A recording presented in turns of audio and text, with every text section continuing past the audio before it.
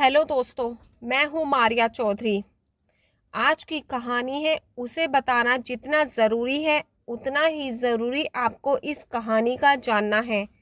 उतना ही ज़रूरी मेरा आपको ये बताना है कि अगर नाइंसाफ़ी देखकर आपका दिल दुखता है, किसी का दर्द जानकर आप भी तड़प उठते हैं, तो इस कहानी को आगे ना सुने, क्योंकि आज की इस कहानी में ना सिर्फ नाइंसाफ़ी है, दुख दर्द है, बल्कि हैवानियत की एक नई हद है। हमने बीते कुछ सालों में कई तरह के केस सुने और देखे हैं, जहां आरोपियों ने अपनी हवस मिटाने के लिए लड़कियों के साथ क्या कुछ किया। निर्भया केस रहा हो या फिर हाल फिलहाल में कोलकाता डॉक्टर केस रहा हो, या फिर ऐसे कुछ मामले रहे जिसकी वजह से लोग सड़कों पर उठे, लोग सड़कों पर आए, इस तरह की दरिंदगी पर हैरान थे, तो पीड़िता के लिए उस दर्द को महसूस कर पा रहे थे और एस्टैब्लिशमेंट से, सरकारों से नाराज थे। आज की जो कहानी है वो और ज़्यादा ही हैवानियत से भरी है। कैसे एक 17 साल की लड़की की जिंदगी कुछ लड़कों ने 40 दिन के अंदर नर्क बना दी थी। कैसे एक जिंदा लड़की को सड़ने के लिए छोड़ दिया गया। कैसे उसको खाने की जगह कॉकरोच दिए गए, पानी पीने की जगह उसे शराब दे दी गई। उसकी जिंदगी इतनी बदतर कर दी कि वो मार दिए जाने की भीख मांगने लगी थी। इतना कुछ एक 17 साल की बच्ची के साथ किया गया था। क्या थी ये कहानी और कौन थी ये बच्ची, चलिए आपको बताती हूँ। जापान का साइतामा 18 जनवरी 1971 को फरूता परिवार में एक बच्ची का जन्म होता है।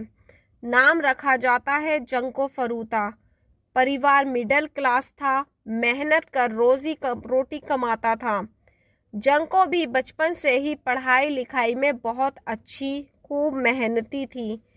परिवार रहे हों या फिर उसके दोस्त, सभी जंको को खूब प्यार करते थे। जंको के 2 भाई भी थे, एक छोटा भाई और एक बड़ा। वहीं बड़ी होती जंको दिखने में बहुत खूबसूरत दिखने लगी थी और अपनी खूबसूरत और पढ़ाई में अच्छा होने के कारण वो अपने स्कूल में भी काफ़ी पॉपुलर थी। जंको हाई स्कूल की पढ़ाई कर रही थी जब उसे सूझा कि उसे पढ़ाई के साथ साथ कुछ पार्ट टाइम जॉब करना चाहिए, क्योंकि वो स्कूल कंप्लीट करने के बाद एक ट्रिप पर जाना चाहती थी और इसके ही खर्च के लिए और अपनी फैमिली को भी फाइनेंशियली सपोर्ट करने के लिए उसने ये नौकरी शुरू की। जंको हमेशा से एक सिंगर बनना चाहती थी, लेकिन एक शाम जंको से जैसे सब कुछ छीन लिया गया हो। ना सिर्फ उसकी ये ट्रिप, ये जॉब, बल्कि उसके सपने और उसकी ज़िंदगी भी।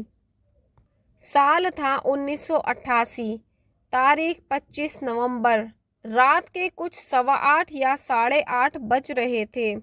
जंको अपनी क्लासेस के बाद अपनी जॉब पर गई थी और वहाँ से घर लौट रही थी।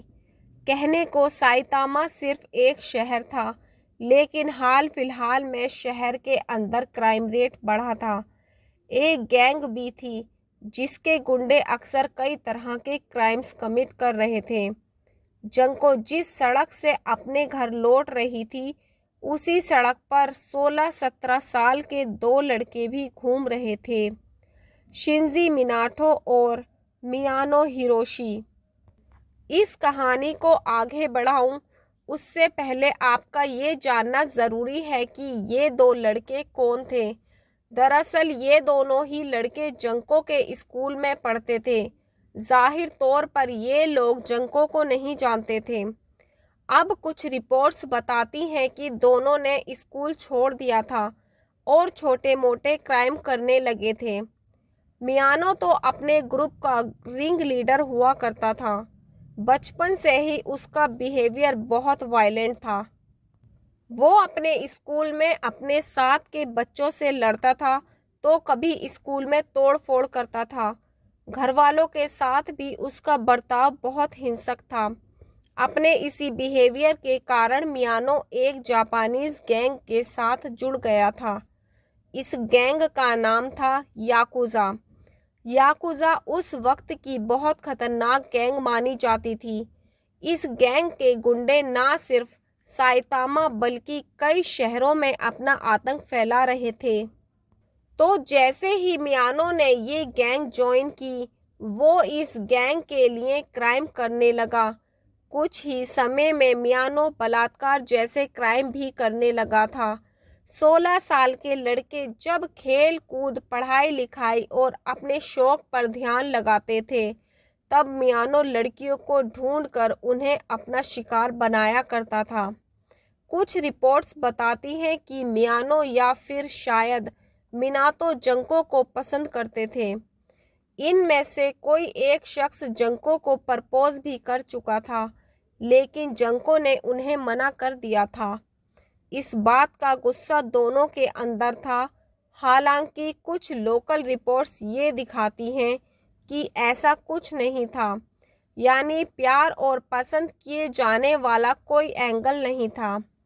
और जंको को अकेला देखकर बस यूं ही इन दोनों ने उसे अपनी हवस का शिकार बनाने का सोचा था। तो अब कहानी पर लौटते हैं। 25 नवंबर की रात 8:30 बजे करीब जंको अपनी साइकिल से लौट रही थी। सड़क पर घूम रहे मियानो और मिनातो की नज़र उस पर पड़ी। तुरंत मियानो ने प्लान बनाया कि मिनातो तेजी से आएगा और जंको को धक्का देगा।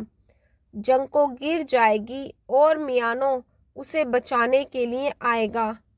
और हुआ भी कुछ ऐसा ही। मिनातो ने जंको को धक्का दिया, वो गिरी। मियानो उसके पास आया और नाटक किया जैसे ये सब कुछ उसका प्लान ही नहीं था।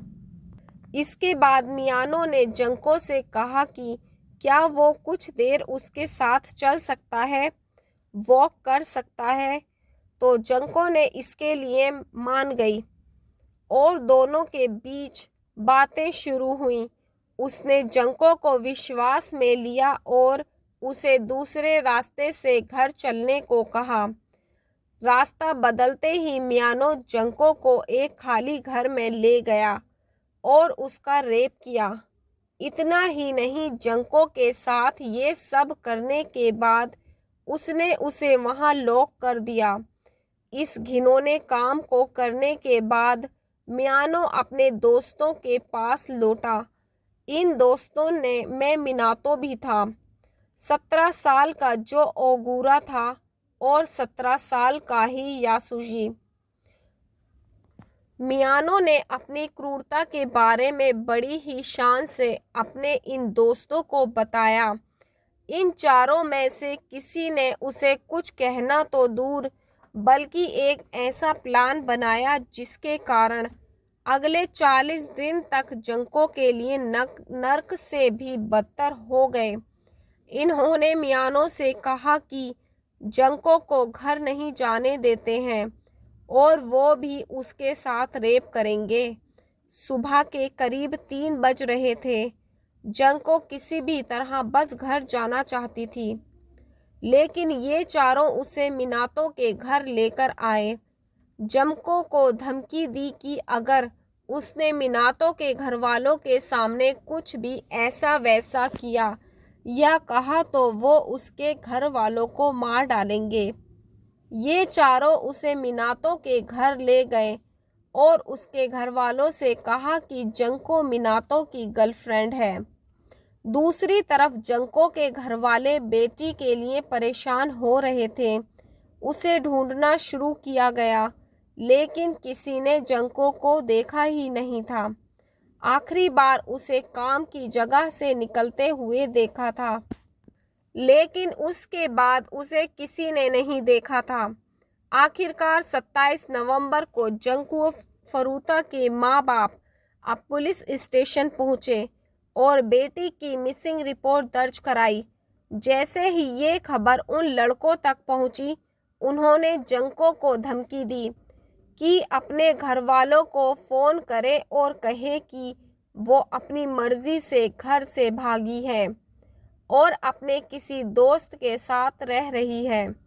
अपने परिवार की जान के लिए डरी हुई जंको ने वैसा ही किया और एक नहीं 2-3 बार घरवालों को फ़ोन किया।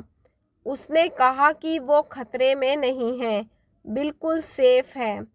घरवालों को मजबूरन ये मानना पड़ा। इसके बाद जंको के साथ रेप का सिलसिला शुरू हुआ। ये चारों लड़के तो उसके साथ घिनौनी हरकतें करते ही थे, बल्कि कुछ दिन बाद तो इन लड़कों ने बाकी सब लोगों को भी बुलाना शुरू कर दिया। जल्द ही मिनातो के घरवाले भी जान गए कि उनका बेटा जंको को घर क्यों लेकर आया है, लेकिन वो ये भी जानते थे कि अगर वो कुछ भी कहेंगे या उस लड़की को बचाने की कोशिश करेंगे तो मियानो उन्हें भी जान से मार डालेगा। अपनी जान बचाने के लिए उन्होंने किसी भी तरह से उसकी मदद नहीं की और किसी से भी कुछ नहीं कहा। अगर आप अब तक इस कहानी को सुनते आए हैं तो मैं कहूँगी कि आगे तभी सुने जब आपका दिल मजबूत हो ये सब कुछ सुनने के लिए, क्योंकि जंको की ज़िंदगी अब नर्क बनने वाली है। तारीख आई 30 नवंबर। अब ये चारों लड़के ना सिर्फ जंगो का रेप कर रहे थे बल्कि उसे टॉर्चर करने लगे थे। जंको जैसे उसके लिए एक खिलौना बन गई है। वो कभी उसे बगैर कपड़ों के घंटों तक नाचने के लिए कहते तो कभी बगैर कपड़ों के या कम कपड़ों में उसे बालकनी या छत पर सोने के लिए कहते।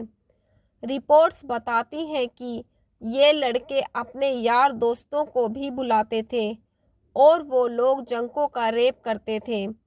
इनमें से शायद कभी किसी को जंको पर दया नहीं आई। किसी ने नहीं सोचा कि वो 17 साल की एक मासूम है और उसके साथ जो हो रहा है वो बहुत गलत है।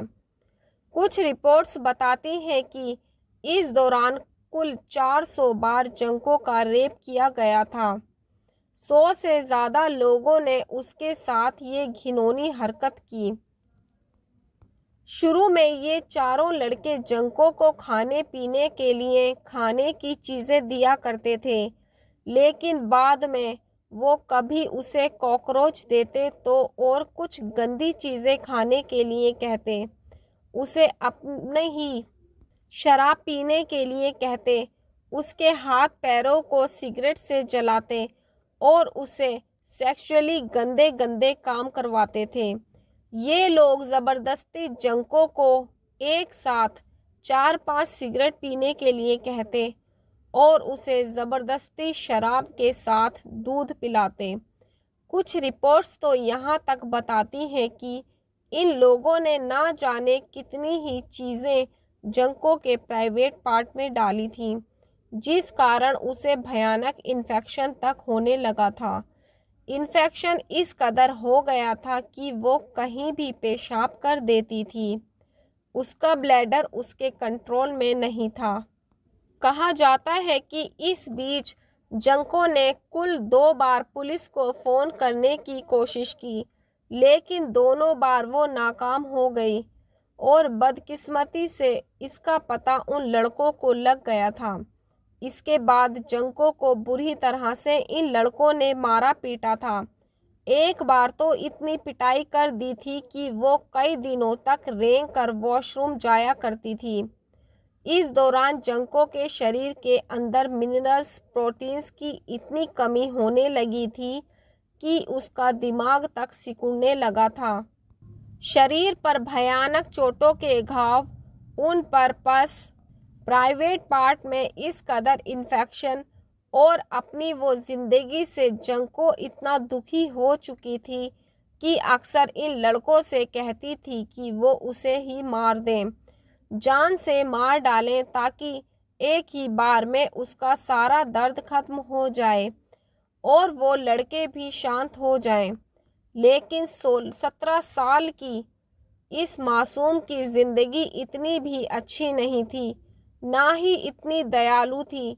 और शायद भगवान को भी उस पर दया नहीं आ रही थी। इन लड़कों ने उसके भीख मांगने के बावजूद ना तो उसे मारा और ना ही कभी आज़ाद किया। हालात ये हो चुके थे कि जंको का शरीर अब सड़ने लगा था और उसमें से बदबू आने लगी थी। उसके साथ इतनी बदसलूकी हो गई थी कि वो ना तो चल पाती थी और ना ही बोल पाती थी। अकेले ही उस कमरे में पड़ी रहती थी। उसका शरीर इतना खराब हो गया था कि इन लड़कों को अब उसे छूना तक पसंद नहीं था और यही कारण रहा कि जंको को कैद में रखने के बावजूद उन्होंने शहर से एक लड़की का गैंगरेप किया। हालांकि उसे बाद में छोड़ दिया। जंको अपनी जिंदगी से किसी भी तरह की उम्मीद छोड़ चुकी थी। वो सिर्फ मौत के इंतज़ार में थी। एक वक्त पर बेहद खूबसूरत रही जंको अब सिर्फ हड्डियों का ढांचा रह गई थी और शायद अगर वो खुद को शीशे में देखती तो पहचान भी नहीं पाती। जंको हर पल अपने परिवार को याद करती थी और हर पल उस पल को कोसती रहती होगी जब उस रात वो मियानो से मिली थी। लेकिन 1.5 महीने का ये टॉर्चर एक दिन पड़ा और एक दिन हमेशा के लिए ख़त्म हो गया। तारीख थी 4 जनवरी। नया साल शुरू हो चुका था और ये साल शायद जंको पर दया ही करने आया था, लेकिन अपने तरीके से। तो 4 जनवरी की शाम मियानो किसी गेम में हार गया था। इस हार से वो इतना नाराज़ हुआ कि उसने उसका सारा गुस्सा जंको पर निकाला। मोमबत्ती जलाकर उसकी गर्म वैक्स जंको के शरीर पर डाली और उसे लोहे की रोड से पीटा। जंको के शरीर के अंदर जान ही नहीं बची थी कि वो कुछ भी सहन कर पाती। थोड़ी ही देर में वो बेहोश हो गई, लेकिन इसके बावजूद मियानो और उसके दोस्त नहीं रुके। उन्होंने उसे लातों से मारा, रोड से डंडों से मारा और थोड़ी ही देर में जंको की मौत हो गई। हैरानी की बात यह थी कि जंको को इतनी बुरी तरह से पीटने वाले, टॉर्चर करने वाले लड़के ये देखकर हैरान थे कि उसकी मौत हो गई है। उन्हें जब पकड़े जाने का डर सताने लगा तो उन्होंने उसकी लाश को प्लास्टिक में रैप किया और उसे एक ट्रैवलिंग बैग में ठूसा।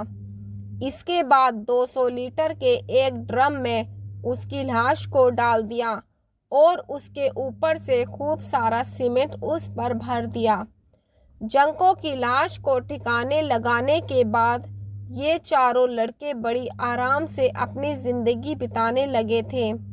ये चारों शायद कभी पकड़े भी नहीं जाते, लेकिन अपनी क्रूरता से मजबूर इन लड़कों ने एक बार फिर एक लड़की को अगवा कर उसका रेप किया और इसी मामले में पुलिस ने 2 लोगों को अरेस्ट कर लिया।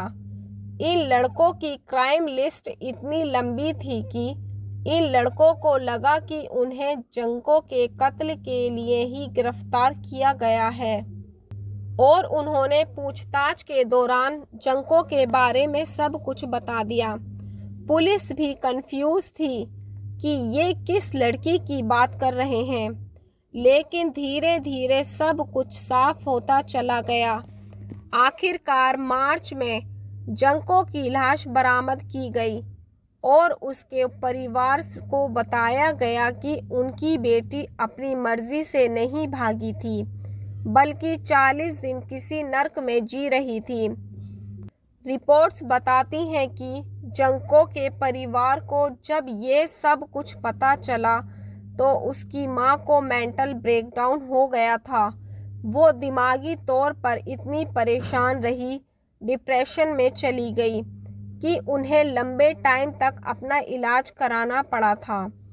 यहाँ दुख की बात ये भी थी कि एक मासूम की ज़िंदगी उसके शरीर के साथ खिलवाड़ करने वाले इन दरिंदों को सज़ा के नाम पर बहुत ही कम जेल में वक्त बिताना पड़ा, क्योंकि इन सब की उम्र 18 साल से कम थी, यानी ये चारों जुवेनाइल थे।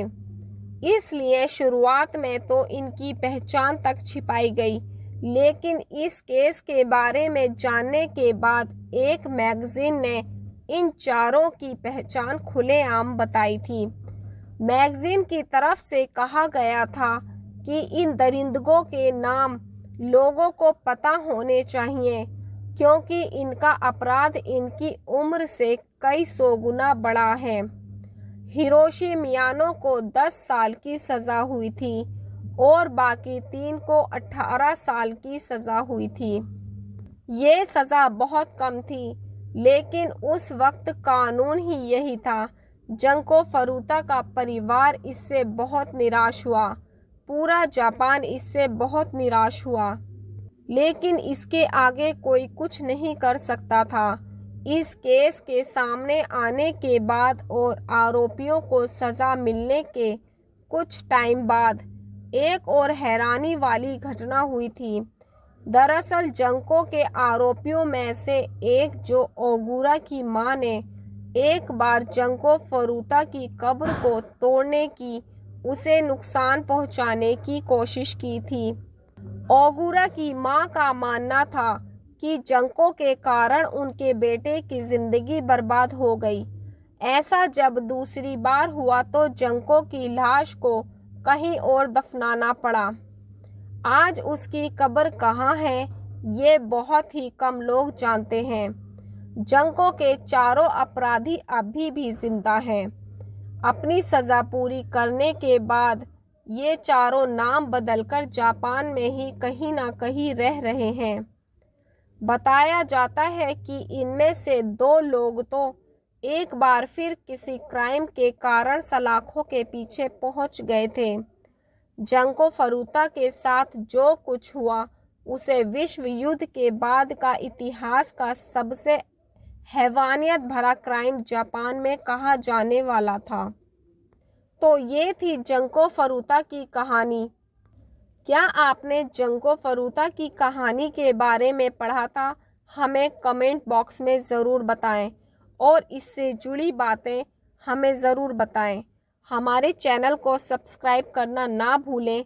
हमारा चैनल क्राइम स्टोरी इन्फो जहां हम आपके लिए आए दिन नई से नई सच्ची क्राइम घटनाएं लेकर आते रहते हैं, तो इसे सब्सक्राइब कर लीजिए। धन्यवाद।